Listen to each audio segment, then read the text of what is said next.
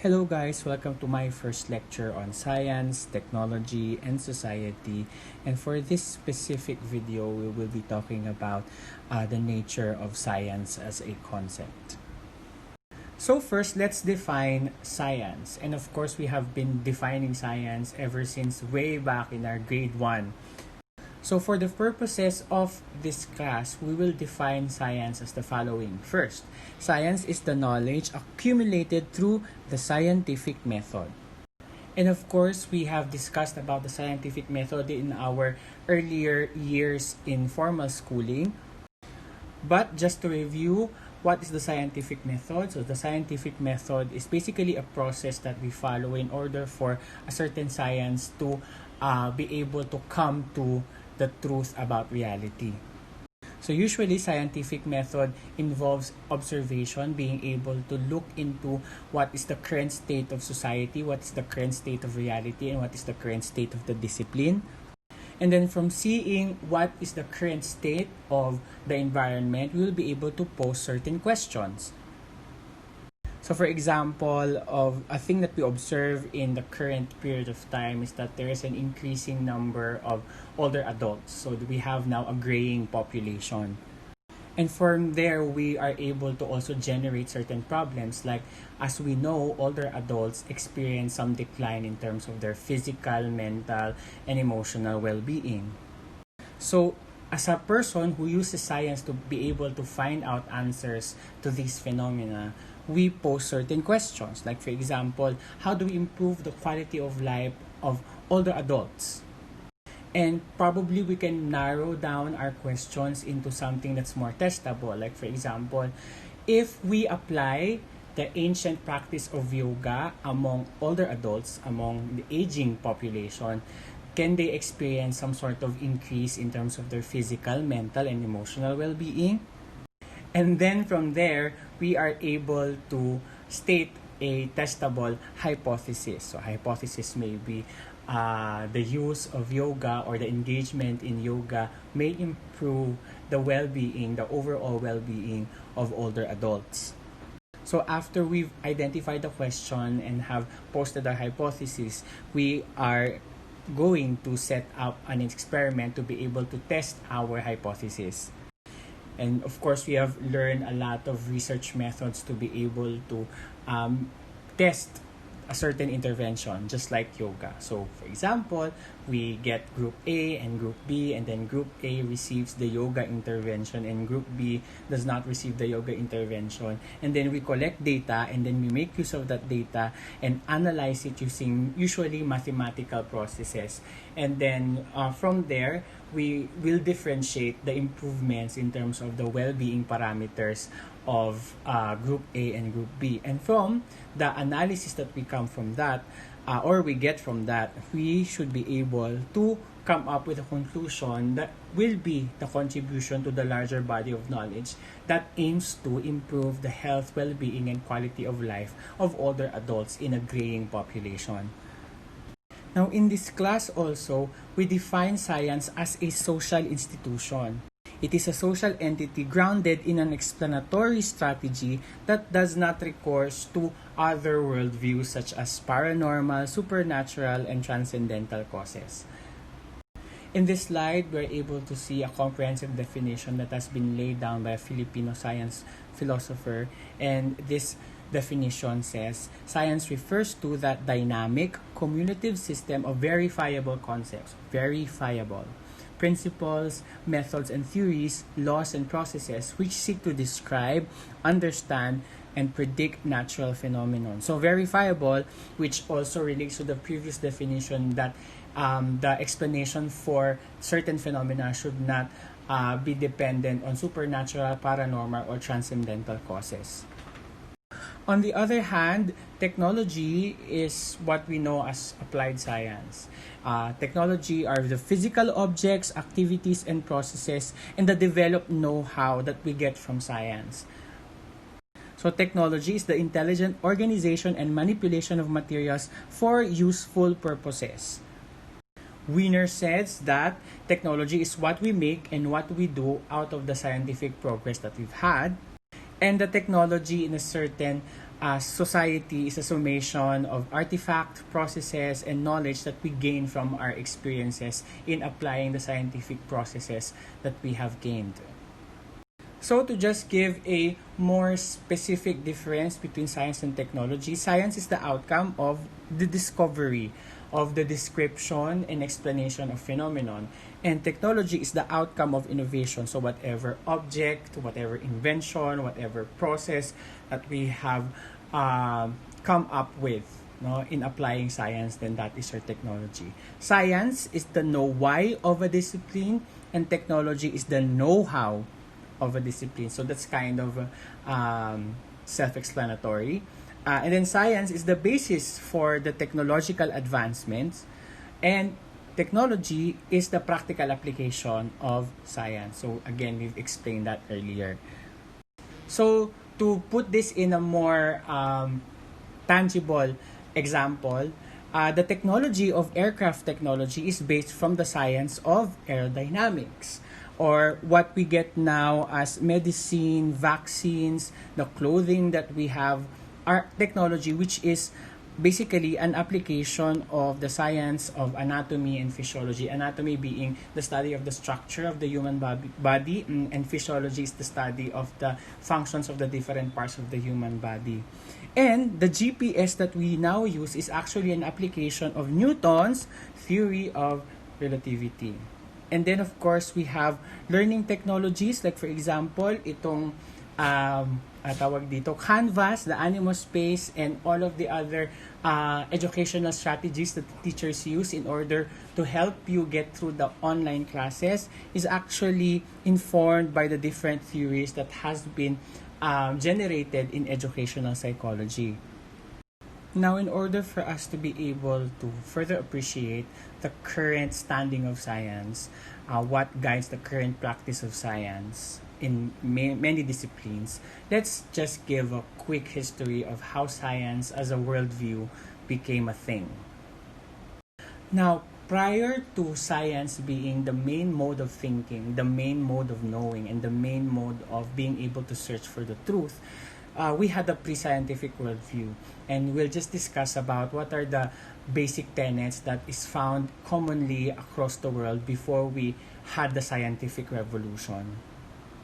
First, the pre-scientific worldview was anthropocentric, meaning human beings were considered the center of the universe, both in the physical and spiritual sense, and most of the efforts in trying to find truth and meaning were very much centered on the causes of human beings.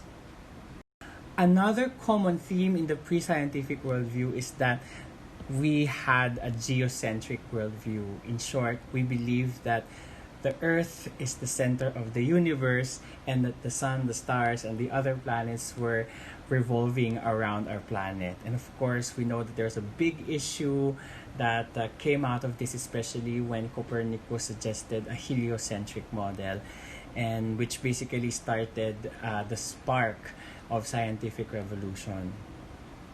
Another thing that characterized the pre-scientific worldview was that there was a thinking for most societies around the world that all beings on earth have their assigned places, and that the assignment of human beings were above all other things, under the angels, under the gods, and we were commissioned to be stewards of earth and other living creatures. So in short, under the guidance of religion, under the guidance of deities, or under the guidance of transcendental forces, humans were the ones who assigned things and animals and plants and other things in the world with places. But most of the time, the assignment of the roles of other things in the world were basically self-centered towards us, no? Kasi nga anthropocentric ang pre-scientific worldview. And this type of thinking still exists today. No? When we try to think about solutions for Mother Earth, we still think about us in the center of everything, and that is a very speciesist mindset. No? Para siyang racist. No, we think that certain races are better than other races, but speciesist means that we humans think that our lives are more important than the lives of other species in the planet. And of course, in a more environmental in a more progressive environmental mindset, that shouldn't be the case. We should be thinking of all lives, all types of species as equally important as human beings. And then there was a demarcation of the holy and the secular, and religion had a strong influence in the minds of the human beings. So for example, diba, when you remember Noli Me Tangere, a lot of the reasons why certain people got sick were correlated with, doing sin or being connected with evil acts. So, yeah, a lot of the actions and results that were seen during these times were thought to be God-made or God-driven. And that the study of the natural world was not important, and the main source for the way we live was religious text. Of course, for Christians and Muslims, etc., for organized religions. But for more non-developed societies during that time, they believe in myths and sorceries, etc. So supernatural, paranormal, transcendental forces explaining the reality around them. And then the pre-scientific worldview ended during the Reformation in the 1600s, and a few important people that brought this in were Copernicus, who basically challenged geocentrism with a heliocentric model of the universe. And of course, we know Martin Luther, who contradicted the Catholic Church and founded Protestantism, and basically exposed the abuses that were done by the Catholic Church as an organized religion during the time, and basically decreased the allegiance of certain populations with the church and becoming more secular than religious. And then whatever was founded in the Reformation were builded up upon by the Age of Enlightenment in the 18th century, and then there's now an increased embracing of rationalism over biblical revelation in terms of explaining reality, explaining behavior, and explaining the things and animals and plants around us. And then there are many secularization of many aspects of life. And then Protestantism, together with individualism and bureaucracy, were found to be important aspects of society, which were very scientific. No? And then, of course, bureaucracy is a concept of formal organizations that has been forwarded by Max Weber in the industrial societies. Modern and contemporary societies no longer have feudal lords, diba? And then from kingdoms we shifted to nation states. We moved from monarchies to governments, and then most of the knowledge that were the basis for our ways of life were based from science, logic, and empiricism, and then basically it dominated how the natural world and life can be understood. So starting the Age of Enlightenment, we just came to embrace more and more the scientific worldview. So what are the common characteristics of the scientific worldview? How do we determine the truth using a scientific worldview? So first, the scientific worldview is very mathematical. It puts value on quantification, certainty, precision, predictability, controllability. Phenomena can be represented using an equation. O, diba? Of course, things can be quantified in terms of measurements, but even some abstract things have also been quantified in our society. For example, how intelligent are you? We use your IQ and your academic performance via grades. No? Is there an equation for how a good-looking person should be? There are equations for that, and that is the basis for the artificial intelligence functions that beautifies us when we make use of this face applications to make our skin smoother in our selfies. So these are also based from mathematical models. And we are living in a world that's been driven by numbers, diba? And we demand numbers as a part of evidences to think that a certain thing is true.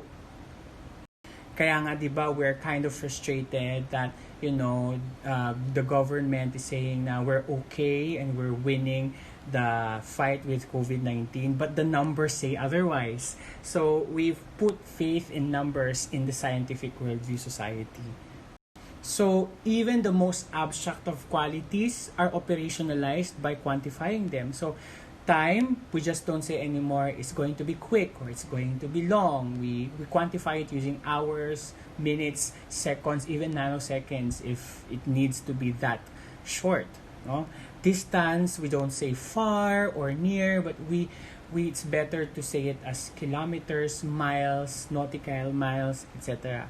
And then even emotional stability is not something that we just describe in a narrative form. In order for it to become scientifically studied, we have to measure it using a certain scale or an instrument that will be able to give us a score, and that score will give us the emotional quotient. The higher emotional quotient, then that person is more emotionally stable.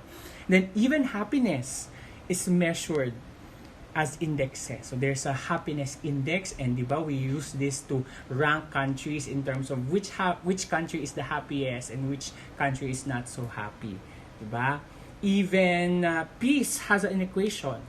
World peace has an equation. That's one of the Nobel Peace Prize winners are scientists who were able to come up with an equation for peace.